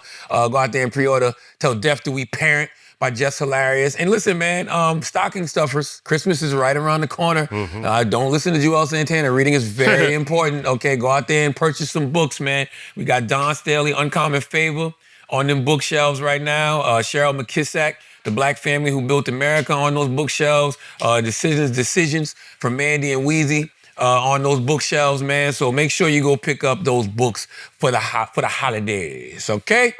Now, Odell Beckham. I thought this was interesting. Yeah, what happened? Well, I think sometimes people live their life as they should, right? They live their life and they talk about their experiences and they talk about what they went through. And I think they forget that when they're on these podcasts and these other platforms and it goes on the internet, they're talking to 99% of people who don't know what the fuck they even talking about. So Odell Beckham was talking about the struggles of making NFL money. And, you know, he got outraged because he said that $100 million is tough to make that last forever. Can we play the clip? Right here today, as we speak, I'm gonna be straight for the rest of my life. No question, right? I don't think everybody is in that. And when you've sacrificed your whole life to get here, and you're like, yeah, I played 10 years in the league. And I always explain this to people, I'm like, bro, you give somebody a 5-year, $100 million contract, right? What is it really? It's 5 years for 60. You're getting taxed. Do the math. That's 12 a year, you know, that you have to spend, use, save, invest, flaunt, like whatever, however, just being real. I'm gonna buy a car, I'm gonna get my mama a house, I'm gonna do, everything costs money. So if you spending $4 million a year, that's really $40 million over 5 years, 8 a year, you know? And now you start breaking down the numbers, it's like, that's a 5-year span of where you're getting $8 million. Can you make that last forever? And you always hear the people who ain't us and ain't been in the position, like, oh, well, that would last a lifetime. Well, you're not getting no sympathy for that one, my boy. Right? That's number one. Number two, yes, you can make $40 million last forever. All right? 60 million, but yeah. Now, I will say, it's an interesting conversation because I always say the best thing that ever happened to me was I got money much later in life. You know what I'm saying? Like, and it's I was at John Hope Bryant's event this week, and that was one of the questions that somebody asked me. They was like, you know, yo, what's the worst financial decision you ever made? And I honestly haven't made one. And the reason I haven't made one is because, as I always say, smart people learn from their own mistakes, wise people learn from the mistakes of others. And the fact that I got money much later in life, and yo, I've never had devices that other people have. Like, you know, it's easy to say things like, I don't want no Bentley, I don't want no Phantom, when you can't afford it. All right? Yeah. But you really know you about that life when you can afford it.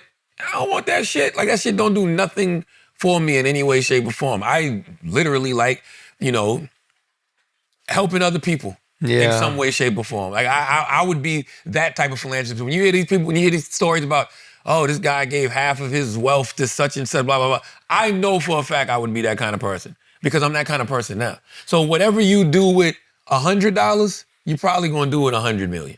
Whatever you do with $1,000, you're probably gonna do with, you know, 1,000 million. I don't know what the fuck that is. Also, what the fuck I'm saying.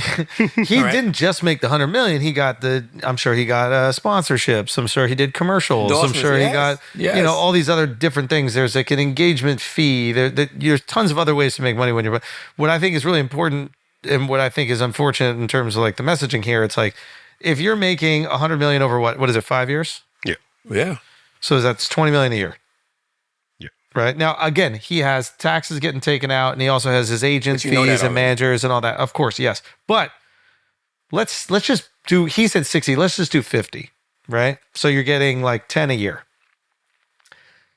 You can just let $10 million sit in a bank account, and at a very conservative rate, let's say you get 5% back, right? What is that?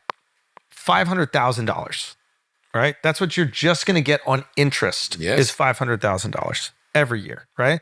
You can find a way to live off $500,000 a year. Can you flash and do the bling and buy the fucking Rolls Royces and all these things? This guy has a $9 million car collection. Why? Okay, exactly. So like there's some personal accountability that needs to be held here. It's like that amount of money you can live for the rest of your life and your family never has to touch a single thing, but you have to live a different lifestyle than maybe the one that you want to live. And when you're a young kid and there's these things that you always dreamed about buying, I understand how you feel compelled to buy them. But let's not put out the messaging like you can't do it. Like you can, you just chose to buy frivolous shit. They're not assets that you can, you know, increase in value over time. I like spending money on experiences. Yeah. I'll ball out on a vacation all day long. Me too. You know what I'm saying? Like that's cool. But the phantoms and the ghosts and the jewelry and all of that stuff like that, why? I don't have that. I don't have the same thing. That's not in me. You know what I mean? I shop at H&M and Zara when I want to splurge. Okay? Other than that, I'm ordering off Koof Andy on Instagram. I'm ordering off Temu. You know what I mean? I keep tags on my clothes to take. I keep the tags on the clothes from Zara them to take back. Yeah. Like, I don't give a fuck. Like, who can like, some of these trying to impress? Some of these cars you can probably sell back, but there's other questions like, why wouldn't you just lease the car? Like, where's your financial advisor that goes, hey, you're going to get bored of this car in a year. You like flexing. Lease it for a fucking year, then give it back. How much driving are you even doing yourself? You know, like a lot of this, I think, is keeping up with the Joneses. And when you're with so it's like all the other really wealthy and successful people have these things. They have a big boat. You're like, all right, well, I'm going to get a boat when I go to St. Bart's. It's like, well, maybe you got to hang out on your boy's boat. Man, they ain't keeping up with the Joneses, keeping up with the Jay-Z's. You know what I'm saying? Keeping up with these guys are also athletes. They're competitive by nature. Yes. They want to have the best. They want to be seen as the best. And they shoot themselves in the foot. I mean, it's like... Hey. When I heard Marshawn Lynch say that he never spent a football check, that shit put so much in perspective for me. I heard this years ago. Yeah. And it's like, when you start having multiple streams of income, if you put yourself in that position, God bless. If you have one of those streams of income that takes care of everything, your lifestyle and all of that other stuff should be gravy. Yeah. Like, that should be just money that you saving, putting in your S&P 500. Protect your family. Putting in your, savings account that builds interest. Like, that's what you should be doing with that money. Doesn't mean you can't buy things. You can buy assets. Yeah. You can buy property. Yeah, you can buy, a fucking car wash. Like, there's tons of things you can buy, but they're not going to be... Crystal franchises. But they might not be super glamorous and successful. And I think that's something he got a record with, which is like, you want to buy glamorous, bougie shit. And now you probably don't have as much money as you could have if you invested that money in not risky investments. I'm not buying Not nothing. even risky. I'm not buying nothing that can't appreciate with value in some way. There's nobody that makes $100 million in their life that should ever not have enough money to spend for the rest of their life. Plain and simple. That's the end of the discussion. Full fucking stop. Yep. Yeah. Straight up. Full fucking stop. If you can't live off that, you really are doing something wrong. Speaking of which, Trump wants to get rid of income tax. Now we talking. No, we not. Why we not? Nah. Why not? I did some research on this because everything sounds good in theory. But yeah, what this guy says in this tweet, hold on, let's listen to it. Because the money we're taking in is so great, it's so enormous, that you're not going to have income tax to pay. Whether you get rid of it or just keep it around for fun or have it really low, much lower than it is now, but you won't be paying income tax. We've slashed $1 trillion in... So here's an interesting thing about this. Ready? Everybody's going to go, he's just taking care of his rich friends, blah, blah, blah. His rich friends don't make income. Mm-hmm. They make capital gains. Steve Jobs got paid $1 a year in income or whatever it was from Apple. All these guys are making their money on the stock market, or they have stock options for the companies they work for. They find these ways to get out of the income tax hustle because income tax at that point is 50%. Odell Beckham Jr., exactly what he was talking about. As an athlete, you make income. LeBron makes income, right? The owner of the Lakers makes capital gains, right? Because the Lakers is probably held in some entity, and then when they sell it, you're buying the entity that owns it, and then you only pay the capital gains, which is or they keep taking loans against it. Oh, this is the greatest hustle of all time. They take loans against their assets, and loans are tax-free, so you're not paying. So I understand the immediate reaction to this, which is, the rich are just going to get richer. It's like, yeah, of course, there are tons of people that are making lots of money that will benefit this. But like the billionaire class, the Elons and them, they're not making yes, they're making some income, but the majority of their wealth is held up in this thing that is outside of the taxation system. So if you want to find a way to tax that shit, let's talk. I'm all about talking tax about the rich? That. It's not the rich. Oh. Tax the trillionaires, the billionaire. Like if you want to find the wealthy, the real money. But this kind of shit, yeah, absolutely. This right here is going to benefit. No, I thought the pushback to this was the fact that even if you get rid of income tax, all the additional money you have to spend because of his tariffs is the same as paying income tax. I wrote some of this shit down last night. That's what I heard. But then it's your choice. It's like you could choose to not buy shit if you don't want. No, now, this might be horrible for the economy. Like it's like food prices. Sure. It would be terrible for the economy. Well, you're already going to buy that anyway, and now you have income tax. This is why it's important to read kids. Raising the price. This is not going to happen. We can't. I don't think that our financial system would exist without income tax. I don't think it's possible. What I'm saying is the knee-jerk reaction that I think many people, myself included, first felt was, this is just going to help the rich people. The rich people already aren't paying income tax. Yeah. They've found ways around it. Wait a minute. First of all, rich person. Okay, no, you're not. You and I are just regular. We're not there. We just regular. When I first heard that, the first thing I thought was, shit, because it sounds good in theory, right? Imagine you didn't have to pay no income tax. Whoa. You know what I mean? How chunky those checks would look. But then it's like, nah, like when you actually do a little bit of research on it, right? First of all, the government loses its main source of money. That's what I'm saying. It's not possible. Overnight. Yeah. And so they said they would have to rebuild around some type of new taxes. Like it would be a national sales tax, so the price of goods and shit would go up. It'd be like a wealth tax. He's saying that the tariffs are going to. Yeah. But the government loses 50% of its money. Right? So that's massive cuts to every major 100%. Program, Medicaid, Medicare, federal education funding, infrastructure, housing programs, SNAP, veteran services, grants to states, so schools, police, roads. America would be a shithole country. Yeah. Right? Yeah. No. This is like his 50-year mortgage scheme. He's just throwing shit against the wall, hoping to distract from the shape that the economy's in. He knows the economy's the problem. Right. So he's just trying to come up with whether it's here's going to be, $1,000 to every citizen, or now with the Dells, they're going to give everybody $2,000 as charity, right? $250 to 25 million kids. These are schemes. These are hustles, man. I don't understand that either. Why I got to go through the Treasury? I like that one. I don't see. But why through the Treasury? Why did that money have to go through the Treasury? It's like they're gonna. Shouldn't. That's the point. If they want to make it, because they're gonna open up. He's not like going to pay savings. taxes now because he's giving away this massive tax-free charity gift. So it's saving him money. Now, granted, it'll go into the pockets of people, but they're routing it through the government. Right, it's also a. But if you want to give the kids, why don't you just give to the kids? This is the wrong one to be upset about. Maybe the 50-year mortgage then. Yeah, 50-year mortgage I think is a little bit better. It's like you save a couple $100 a month, but now you're going to be paying so much more over this time. And they're going to raise interest rates because now they're exposed to more potential losses for another 20 years. By the way, I'm not mad at the $6 billion. I just want to know why is it going through the Treasury? The Treasury is not a nonprofit. Like it's not. Like why would it? Why would a foundation? I don't know. Because they're going to give each kid a investment account. The idea, so it's like the person doesn't get the money. It's just an investment account. So it's really just taking money and investing it back into America. No big deal. I said this on the All In podcast. It's fine. But they took another idea from us? It is no big deal. This is what we do. We're the brain child or brain trust. You know the problem? Talk to me. We really don't remember none of this shit. That is a problem. I know what I'm saying? About it. Yes. I think it's a good idea because the reason why I thought it was good is because it gets one of the big chasms in the economy right now is that there are people invested in the market seeing these massive gains over the last decade. And then the majority of the people, or at least 50% of the people in the country, are not invested at all. So they keep on hearing the Biden administration say the economy's great. And they're like, what do you mean it's fucking great? It's not great at all. I'm not invested in NVIDIA. I'm not invested in Palantir. I'm not invested in any of these companies. They don't have no fucking stocks. Exactly. I hated when they did that shit. So this is the thing. So these kids now get this invested at a very young age, and ideally the money is invested in these companies, and these companies continue to grow. And by the time they're 18, hopefully, if America continues to thrive and succeed, now they're invested in the success of America, which we would want every kid in America to be invested in, ideally.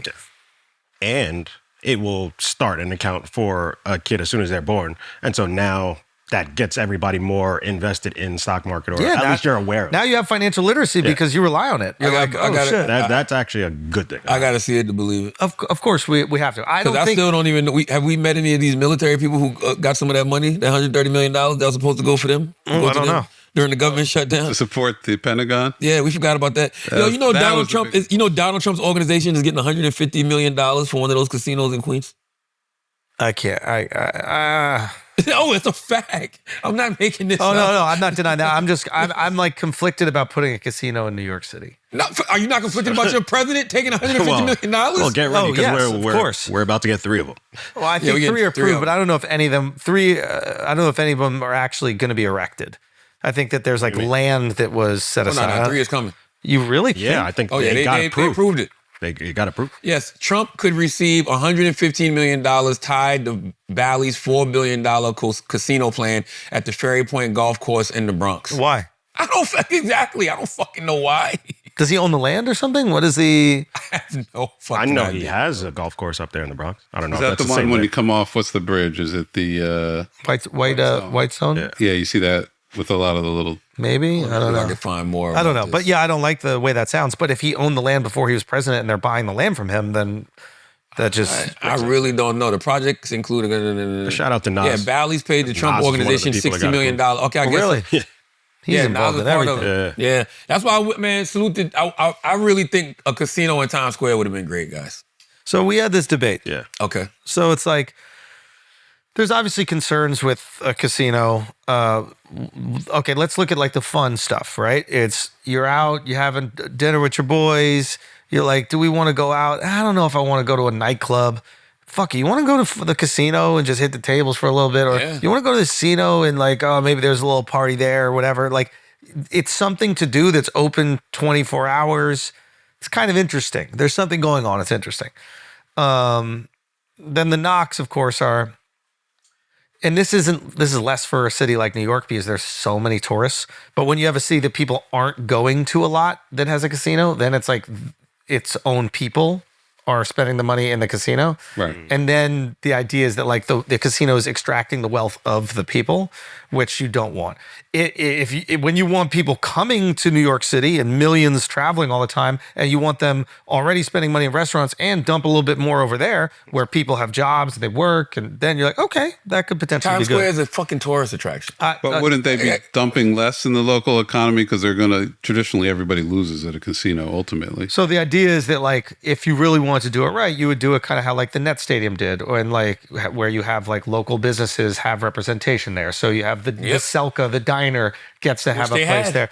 And that's what the Nets did. And that's what I would do if I'm like a local legislator. I'd be like, okay, you want a casino in fucking Times Square? You're not going to put McDonald's and all these other things in here. You're going to put our local businesses in there so they can thrive off it. I used to see all the plans. Like they had them. Like it was. I thought it would be a good thing. And we act like this hasn't worked in different places. Like it clearly works in Vegas, right? Do you have any knowledge why the Times Square one didn't go through? Yeah, because the local, what was this? What's it called? The CAC, I think it's called. What is it? I don't remember what CAC stands for, but they voted it down. They voted it down 4-2. Do you know why? Broadway. Oh. Broadway wasn't really fucking with it like that. They had some people from Broadway, like, what's my guy name?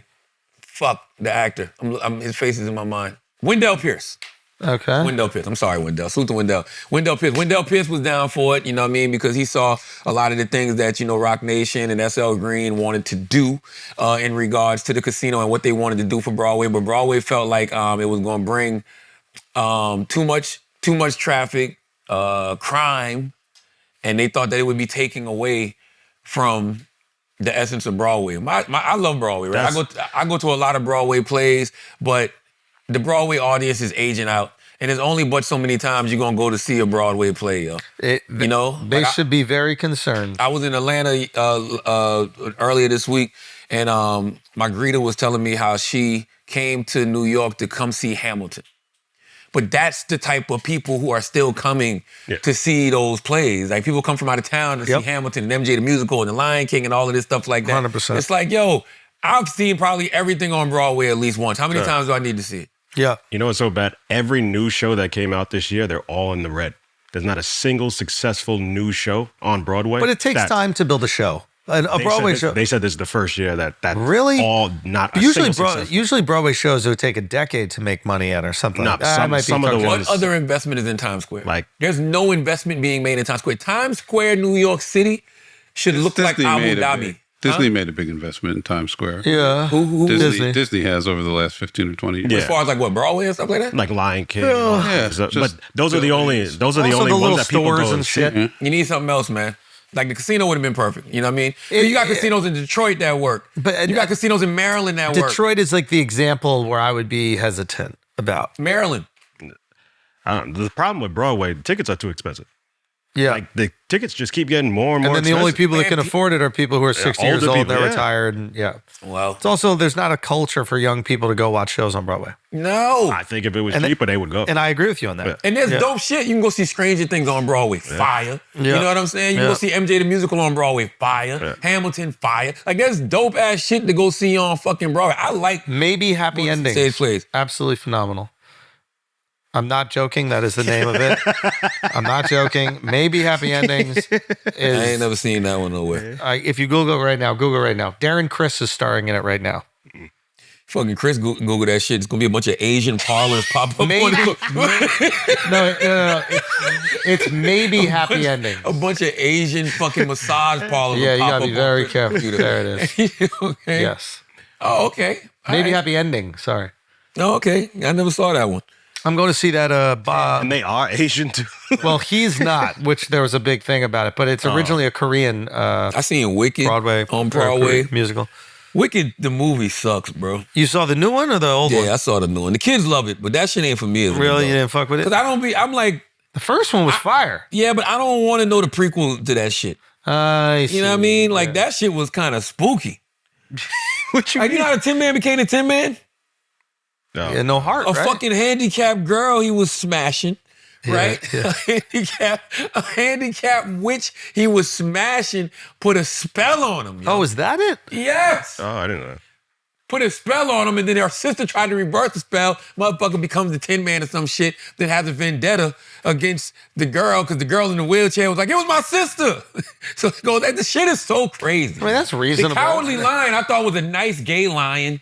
You know what I mean? Had the little bow in his hair. But why you gotta be gay? He was just a fucking lion that was living in a zoo, and the witch let the lion go, and so he had to go out in the. He was so used to being a kept lion, that when he was out in the world, he was scared as fuck. The scarecrow. It's all about cheeks now that I think about it. It is all about cheeks. It's all about cheeks. The scarecrow was supposed to marry one witch, supposed to marry Ariana Grande, but fell in love with the green witch. Yeah, Elphaba. And then fucking, they took him out. They took him out the field to beat him or some shit. And so they put a spell on this fucking. She put a spell on him so he couldn't feel pain. So he ends up being a scarecrow. This shit is like, what the fuck? Like, and it was one of those things with my kids. You know, my kids love it. I'm enjoying it. So I'm in and out of sleep, seeing how shit plays. I'm like, man, I'm going back to fucking sleep. Then I wake back up, like, what? How the fuck the Tin Man did what? Go back to sleep, wake back up. Yeah. What? The lion? What? Go back to sleep. Yeah. You know what I mean? Then they show the house falling on the handicapped woman. And in the original, her legs are hanging out like this. And I'm sitting there thinking her legs are so limp because the house fell on her. She was a paraplegic. The whole time. The whole fucking time. You know what I'm saying? And how you a witch in a wheelchair when a spell can't make you walk? Abracadabra. Abracadabra, man. God damn, yo. Yeah. Wicked, man. That shit ain't for me. You know what I mean? It sounded like it was. You was loving it. I just don't know You why make me she wanna go needs to be see it so then. dark. You were affected by it, huh? My oldest daughter was telling me how the original Wicked is actually dark. I didn't read the original Wicked. I know we're going off to see the wizard and all that shit. No, the original Wizard of Oz. Whatever the fuck. Yeah. Bro, they showed him trying to make the yellow brick road. That shit was crazy. Wait, why? Who was doing it? The Mexicans. They had all of the Mexicans, and they was pushing these horses, and they was making the yellow brick road. How do you know they was Mexican? They said it in the movie. No. Yes, they do. They don't got real Oh, they countries. said in the fucking movie. What did they say? What they said? It is the Mexican. Hold on, what's the... Look that shit up, So Chris. they got witches and goblins and all this stuff, and then Mexican. Bro, they say that shit in the movie, bro. Hold on. Who makes the yellow brick road? This guy is crazy. Oh, the Munchkins. Wow. Hold on. Wow. Forced labor from captured animals and munchkins. Munchkins. Oh, okay. Fuck. Yeah. Shit. Mexicans, My munchkins. bad. I was in and out of sleep, I guys. see, I was in and out of I got sleep. you. That's I was completely in and out of reasonable. sleep, guys. Completely reasonable. I was in and out of sleep. Did you see the 50 doc? Not yet. Me neither. You saw it I out? watched the first 2 episodes. How was it? Fire? Let's go, Really? fifth. Wow. I was impressed. Sean Combs got to be the dumbest motherfucker walking the planet, though. Why did he would do again? Why would he be recording all of that shit leading How did up? 50 get that footage? is Yeah, my that's the question. crazy part. I heard So like the first 10 minutes, and it's Because- like footage from Diddy right before he got arrested. they said And it because Diddy was either shooting a documentary or Yeah. had somebody filming everything. Yeah. So he bought the footage from that company? That would be my guess. That's hilarious. That's what I heard. I heard something like that. I don't fucking know. But why would you be recording that if you did it? I think he thought he was gonna get off. beat it, and then he would have a document of him overcoming the situation. But showing what? I mean, it's nothing like particularly inflammatory. It's just him going around the city and talking to his attorneys and trying to figure it out. But it's juxtaposed against, they have a lot of incredible archival footage. Like they really spent a lot of money. And when you look at it, you're like, God, like Diddy really has been in the press for 35, 40, basically his whole life. And they go way, way back. Like it, I heard they go back to the basketball game. Before that, I mean, there's pictures of him in Mount Vernon as like a 5-year-old kid, childhood friends. Like it's very thorough. I mean, the one criticism I've read, and I don't know how fair it is it doesn't delve into the victim stories as much as it could. But I'm only 2 episodes in, and there is one woman in, I think, episode 1, and it's like a very emotional scene where she recounts some of the stuff that happened to her. Like, I think it's well done so far. Wow. I'm gonna watch it this weekend. I just, for me, it's just like, I don't know why you would be recording that, because from the clips that I saw, it just seems like the highest level of arrogance, and it seems like he's just trying to manipulate his way out of this situation. He talks about that on the tape. That's what I'm saying. Wow. Like, this is how we're going to play the media. This is how we're going to manipulate the media. What? Wow. Oh, but imagine if you're recording it thinking you're going to make the doc. He wasn't thinking he's going to put any of that. Don't say that out loud. It's like the book example. Yeah, it's all right if she writes a book because we'll go back and edit it. What happened is they recorded it. They probably thought they could edit it and frame it how they wanted to. And then shit fell apart. And I'm guessing whoever filmed it was like, well, he's never going to buy this footage from me because he's in jail now. And then 50's tapped in. Oh, I have to see this. But my point is, why would I ever be talking like that in front of anybody? Even if I felt that way, why would I be having that conversation to be recorded? Well, that's one of the themes in the doc, is that at a certain point, and they trace it back to City College, because he skated on that, essentially, he believed he was untouchable. Skated on Shine. Did they talk about that? Yeah, we haven't even the first episode, it's still Uptown Records, right? And they have some really like crazy footage from inside the event at City College, which I've never seen before. And you can see him in the middle of like the chaos. It's pretty damning footage. Wow. And the case that's made is he beat that. He had no business beating that. The label at that time wanted him gone. Andre Harrell fought for him, kept him around. And then once he got past that, he's like, I can do anything. I can do anything. I just fucking had an event and 9 people got killed, and I'm the king of New York. Shit. I'll tell you one thing too, man. A lot of people saying shit like, they think 50's being vindictive.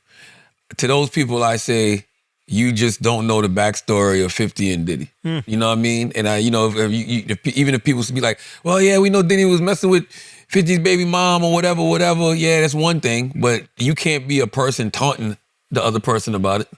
I think what's good about the film, and I don't mean this as a diss, you don't feel 50's fingerprints on it. That's good. Really? Yeah, not at all. No, I'm not saying they are obviously there, and I can see the places where, in my opinion, there's certain information in there that only a 50 could get or have knowledge about, but you forget about him immediately.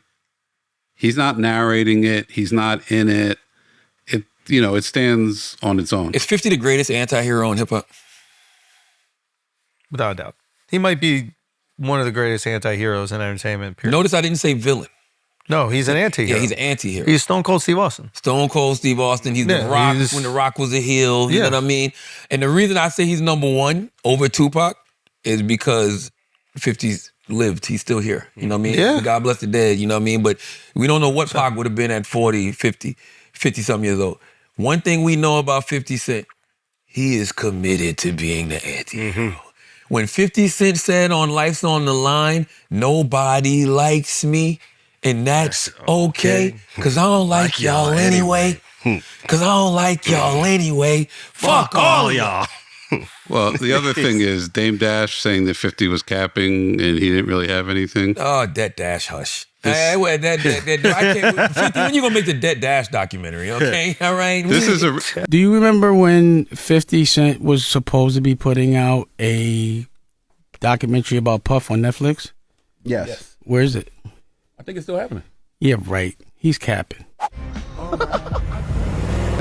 Some people might like it, some people might not like it.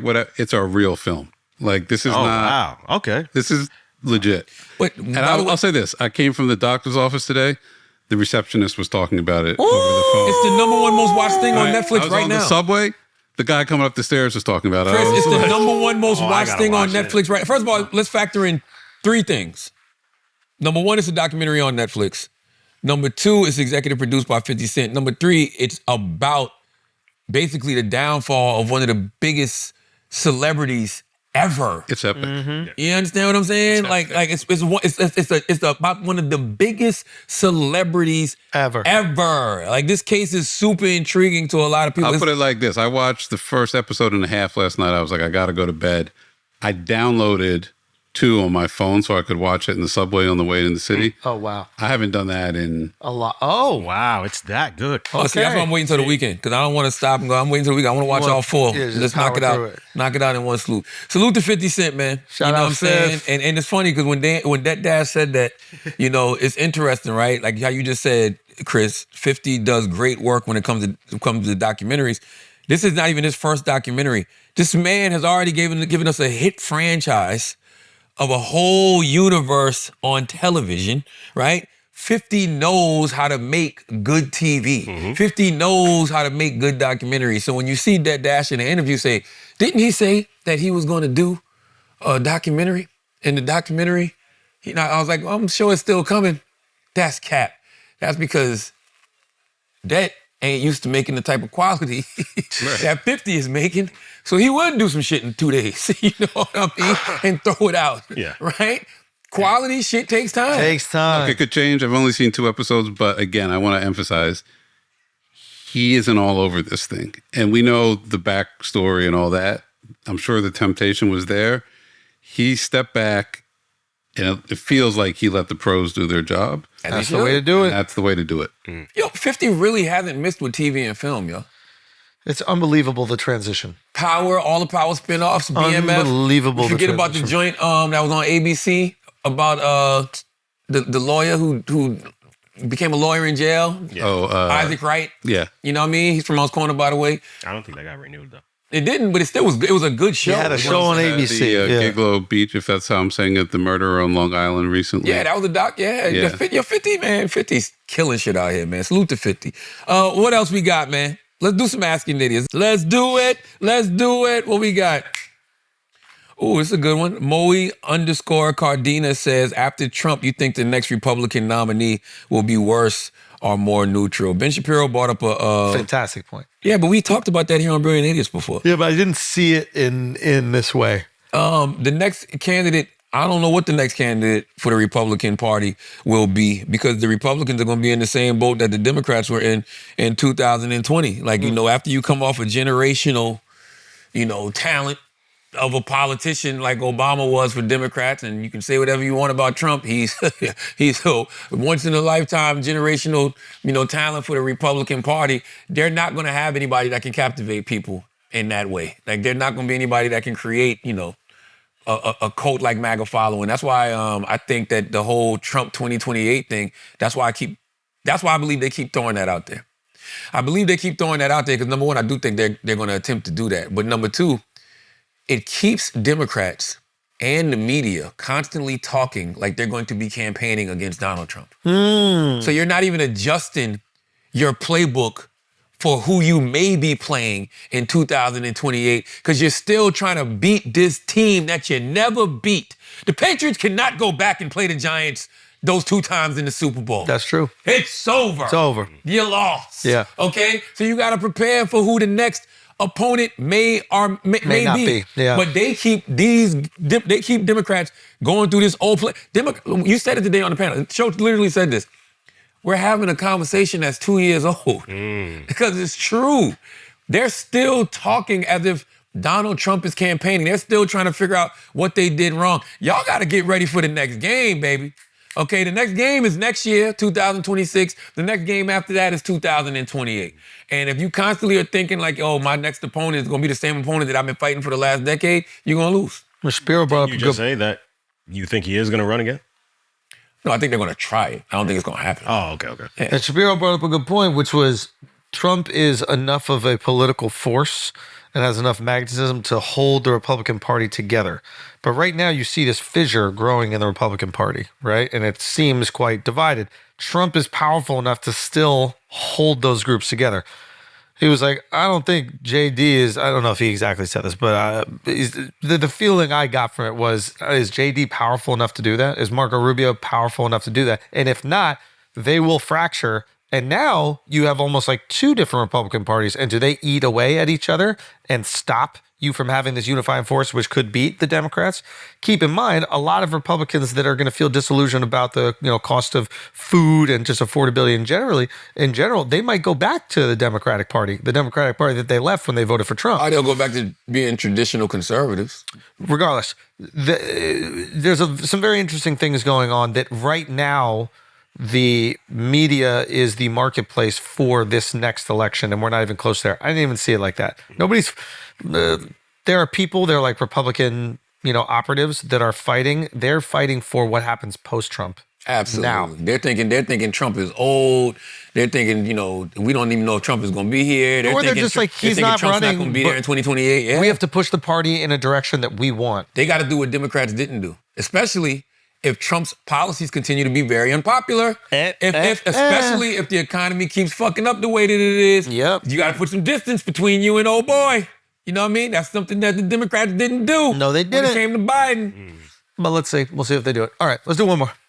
If you could see a vision of how your kids would turn out, would you? No. Shit, me. You would? Hell yeah, I'm Back to the Future with it, baby. No, I want to like experience all the things that they do. And Worst thing I could imagine. yeah. Nah. I want to see all the things they do, who they become. Suppose it turns out bad, man. Oh, God, and then you have to live with that. Oh, but that's what's going to happen. That would fuck you that's up. not true. That's how it works. If You gonna change the rules? You about to change the rules of the fucking hypothetical? Sorry, WrestleMania. I'm just saying, if God or whatever entity allowed you to see a vision of how your kid would turn, if you get that vision, you're supposed to act on that. Like, that's not a vision that you get and be like. But if you act on it, it might change the outcome.